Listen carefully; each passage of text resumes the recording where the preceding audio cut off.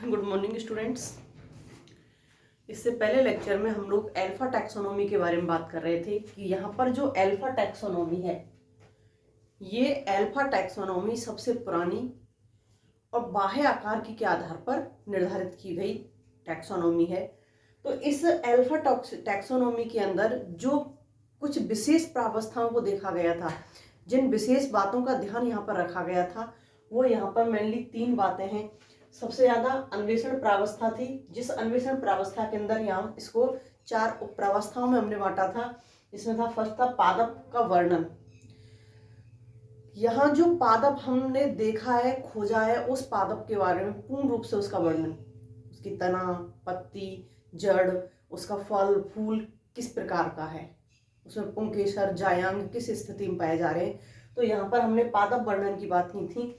Next यहाँ पे देखते हैं हम पादप की पहचान। सेकंड, पादप की पहचान।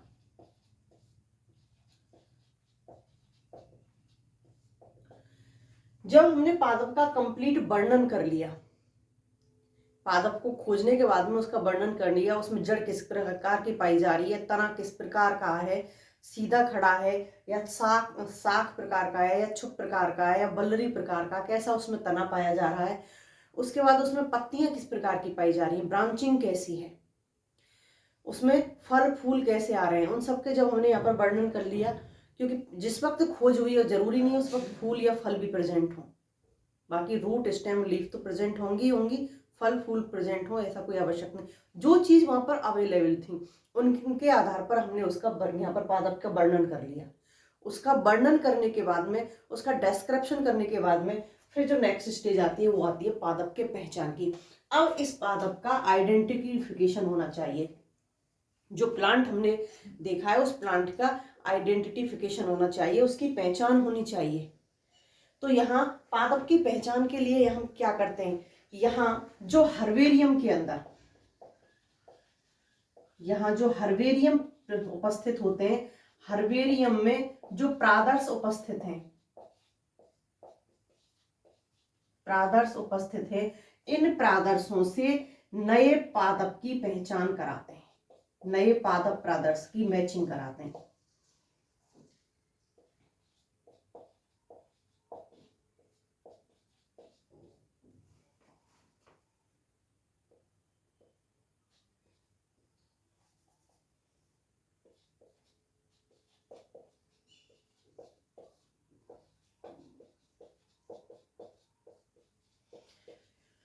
अभी आपको हर्बेरियम आगे आएगा।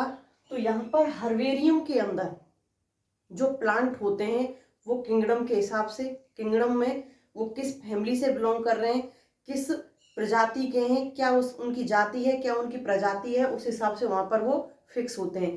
तो यहाँ जो नए पादप प्रादर्श है वो किससे समानता रख रहे हैं, किससे मैचिंग हो रही है।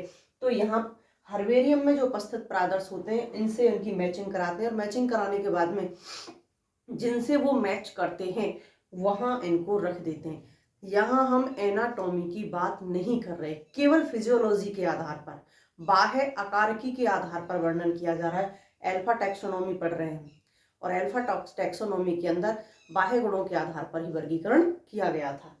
तो उस पादप प्रदर्श की समानता देखते हैं और समानता जहां मिलती है वहां इसको हम फिक्स कर देते हैं, वहां इसको हम छोड़ देते हैं। उसके बाद में बात आता है कि अब हमने इतना तो पता चल गया कि इसकी हमने डिस्क्रिप्शन भी कर लिया, इसका आइडेंटिफिकेशन भी हो गया कि किससे मैच कर रहा है। अब इस पादप का नामकरण कैसे करें। तो यहाँ पर जब पादप के नामकरण की बात आती है तो पादप का जो नामकरण किया जाता है वो ICVN के द्वारा किया जाता है। जो ICVN के रूल्स हैं इन रूल्स के द्वारा किया जाता है। जो अंतरराष्ट्रीय नियम है, अंतरराष्ट्रीय नियम किसके, international code of botanical name. तो इसके अकॉर्डिंग जो नाम रखे जाएंगे उन नामों के आधार पर यहाँ पादप का नामकरण किया जाएगा।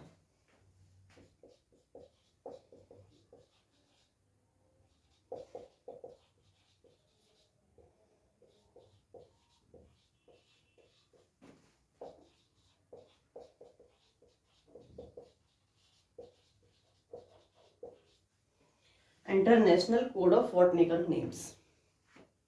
तो यहाँ इन रूल्स के आधार पर, इन रूल्स के आधार पर नामकरण होगा, आधार पर नामकरण होता है।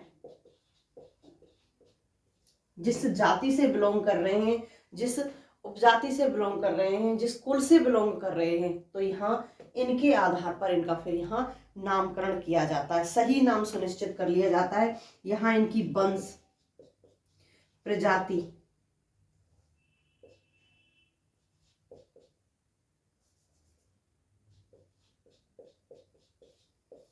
कुल को सुनिश्चित किया जाता है, इनको सुनिश्चित किया जाता है।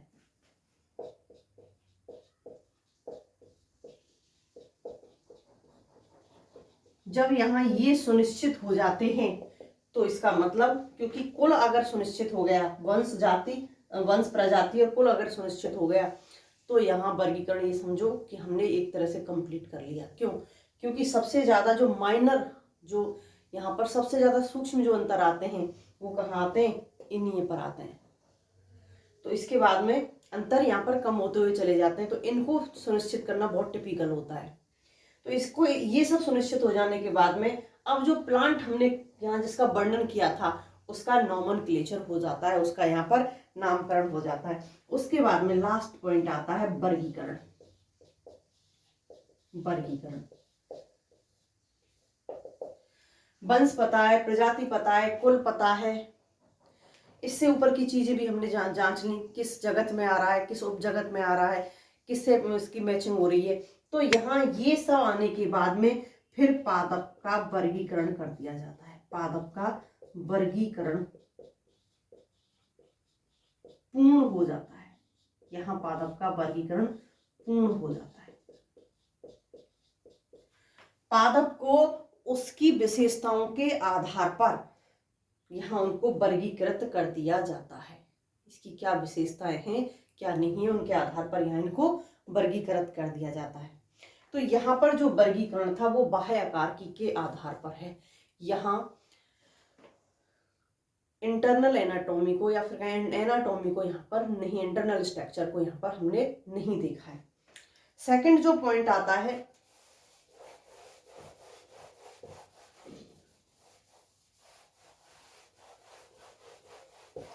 वो आती है एकत्रीकरण प्रावस्था।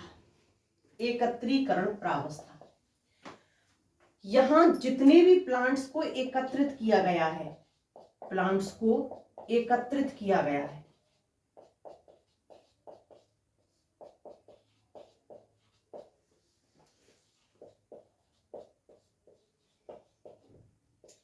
उन सभी का वर्णन है, पहचान है और नामकरण है हमारे पास में। वर्गीकरण है क्योंकि इससे पहले ये सारी चीजें हमने देख ली। उस पादप की डिटेल हमारे पास में है, वर्णन से लेकर के नाम वर्गीकरण तक का पूरा की पूरा, डिस्क्रिप्शन से लेकर के क्लासिफिकेशन तक पूरा उसका हमारे पास में डाटा है। तो अब हमारे पास में यहाँ डाटा जब प्रेजेंट था, जितने भी प्लांट हमने वहां पर देखे थे, इन सभी प्लांटों के ऊपर यहाँ इन प्लांट्स के ऊपर बुक्स लिखी गई। यहाँ प्लांट्स के ऊपर बुक्स लिखी गई।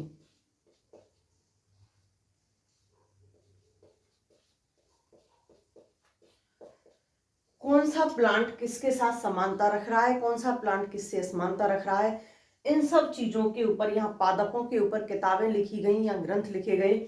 और जो औषधि प्लांट थे, यहाँ पर जो औषधि प्लांट थे, औषधि जो पादप थे, इन औषधि पादपों के ऊपर यहाँ पर ग्रंथ लिखे गए। ग्रंथ कहें या बुक कहें, बुक्स लिखी गई।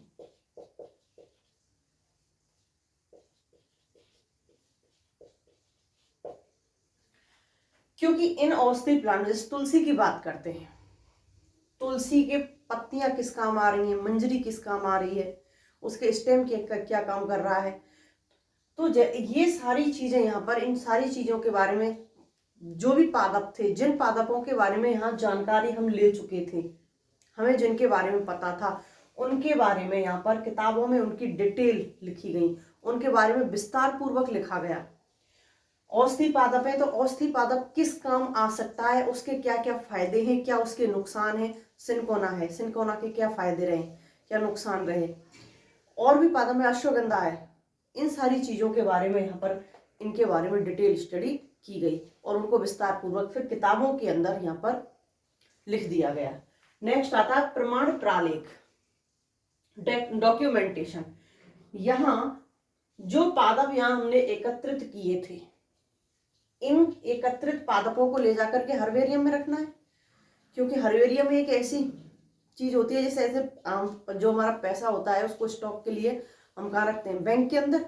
तो हर्बेरियम क्या है, पादपों की बैंक, जहाँ पर पादपों की सभी प्रजातियां प्रेजेंट हैं, उनकी स्पेसीमेन वहां पर प्रेजेंट है, प्रादर्श प्रेजेंट है वहां पर। तो यहाँ पर डॉक्यूमेंटेशन के अंदर क्या किया कि यहाँ जो हर्बेरियम के रूप में प्लांट्स को, पादपों को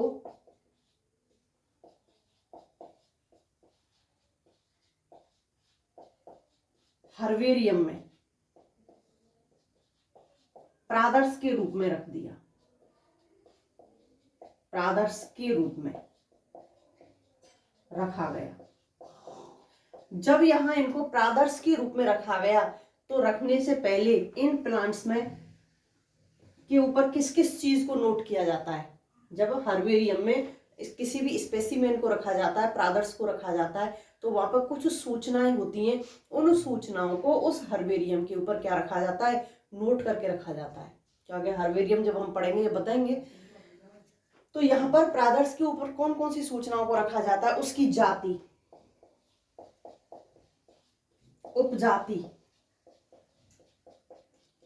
वंश, वर्ग, स्थान, और ये स्थान कौन सा होता है, जहां इसे खोजा गया, जहां इसे खोजा गया।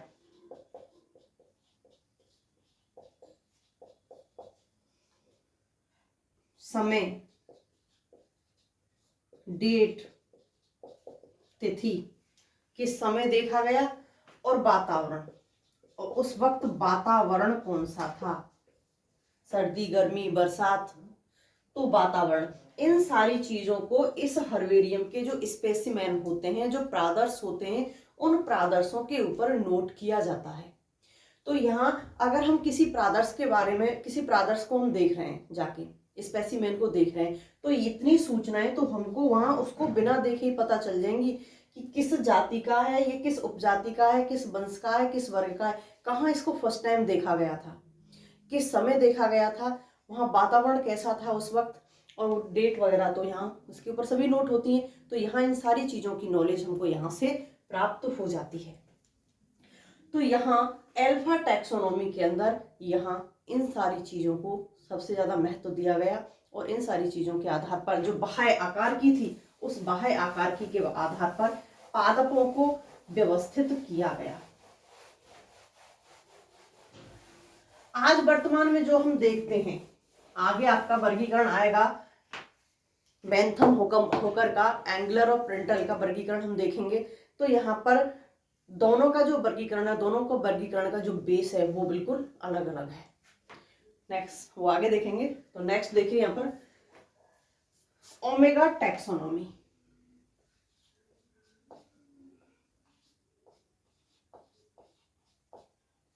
ओमेगा वर्ग की,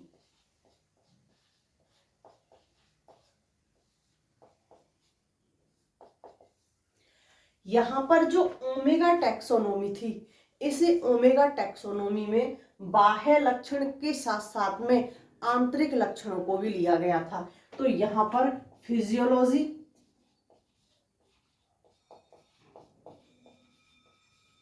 plus anatomy, physiology plus anatomy दोनों को यहां पर लिया गया था। बाह्य आकार की के साथ साथ आंतरिक आकार की को भी लिया गया था। पादप बाहर से कैसे मैच कर रहा है, उसकी आंतरिक जो संरचना है वो आपस में मैच कर रही हैं या नहीं कर रही हैं। यहाँ दोनों चीजों को लेकर के ओमेगा वर्ग के अंदर यहाँ वर्गीकृत किया गया। तो यहाँ पर इनके के आधार पर जब लिया गया तो यहाँ कौन कौन सी चीजों पर ध्यान दिया, फिजियोलॉजी और एनाटॉमी को जब यहाँ देखा तो यहाँ कौन कौन सी चीज थी। एक तो थे आनुवांशिक लक्षण, आनुवांशिक लक्षण। इनके आनुवांशिक लक्षण कैसे हैं, इनके जननांगों के आधार, यहां आधार जननांगों को लिया गया।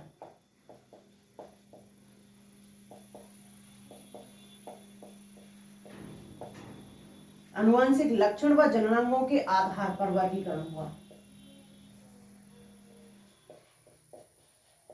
आधार पर वर्गीकरण हुआ। कैसे, जो आनुवांशिक लक्षण हैं, हमने 2 पादपों को लिया और जो वहां पर अल्फा टैक्सोनॉमी में उनको एक ही कुल के अंदर रख रखा है या एक ही वंश के अंदर रख रखा है, तो उनके जेनेटिक करैक्टर मैच करते हैं या नहीं करते हैं, इसी से तो देखेंगे। तो यहाँ उनके जेनेटिक करैक्टरों को मैच किया गया।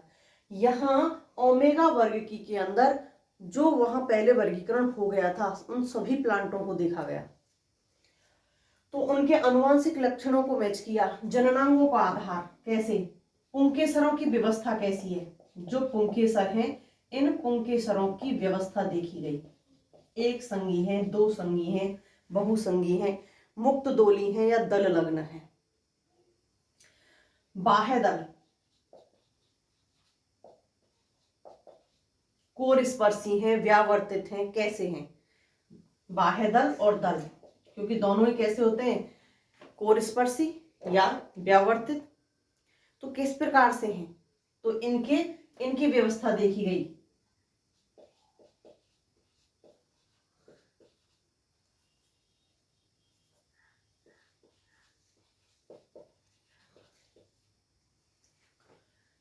जायांग की स्थिति कैसी है, गाइनोसियम कैसी है,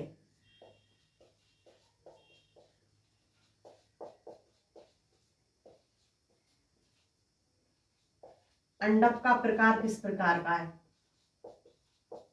एक कोष्ठी है, 2 कोष्ठी है, बहुकोष्ठी है, किस प्रकार का है अंडक। जायांग की स्थिति कैसी है, हाइपोगाइनस है, एपिगाइनस है, किस प्रकार की है। तो यहाँ पर इन सभी चीजों को देखा गया जननांगों के आधार पर। जब यहाँ जननांगों को देखा तो यहाँ पादप, एक पादप के जननांगों को दूसरे पादप के जननांगों के साथ में मैच किया गया, जो सेम कुल में रखे गए थे या एक ही जाति के प्रजाति के थे।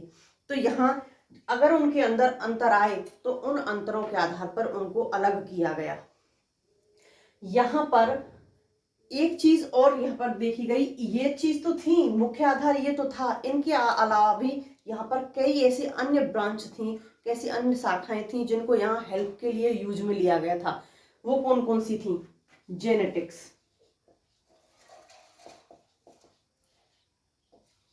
मॉलिक्यूलर बायोलॉजी,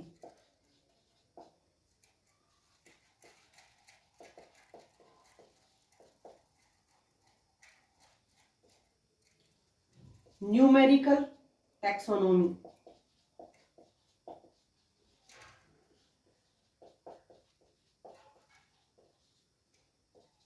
न्यूमेरिकल टैक्सोनॉमी और कीमो टैक्सोनॉमी,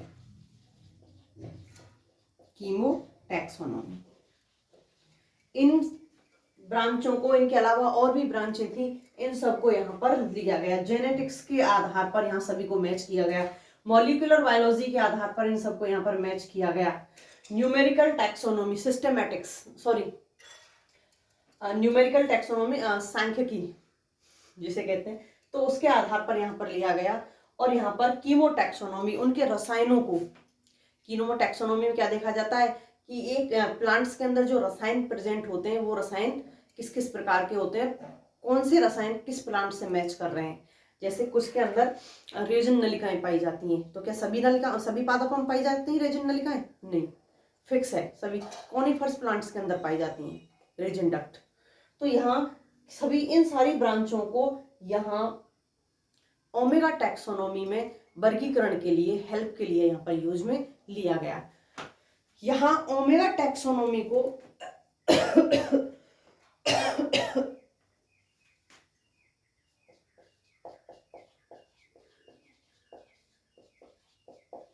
निम्न 2 भागों के अंदर बांटा था।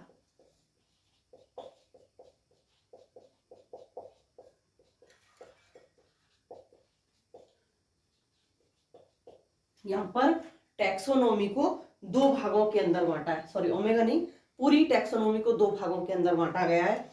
एक तो आता है चिरसम्मत,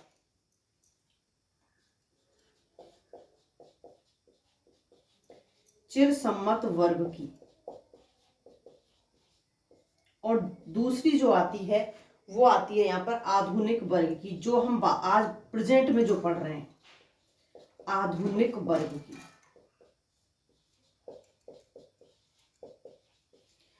पूरी की पूरी टैक्सोनॉमी को यहां 2 भागों के अंदर बांटा गया, चिरसम्मत वर्ग की और आधुनिक वर्ग की। यहां चिरसम्मत जो वर्ग की थी, ये औपचारिक और रूढ़िवादी थी, औपचारिक और रूढ़िवादी थी,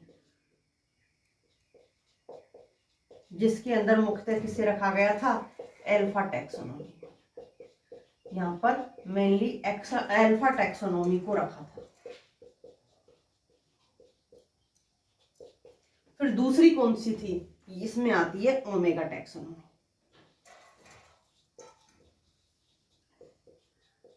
ओमेगा टैक्सोनॉमी आधुनिक वर्गीकी के अंदर यहां ओमेगा टैक्सोनॉमी को रखा गया था, और इस ओमेगा टैक्सोनॉमी को यहां 3 भागों में इसका जो अध्ययन किया था वो 3 भागों में किया था। ओमेगा टैक्सोनॉमी को 3 भागों में, 3 प्रावस्थाओं में भाग ना कह करके इसकी स्टडी 3 प्रावस्थाओं में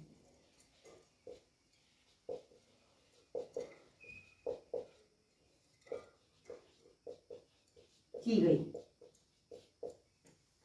जो ओमेगा टैक्सोनॉमी थी, इस ओमेगा टैक्सोनॉमी की स्टडी जो की गई थी, अध्ययन जो किया गया था, वो 3 प्रावस्थाओं के अंदर किया गया था। तो देखते हैं नेक्स्ट लेक्चर में कौन कौन सी प्रावस्थाएं थी।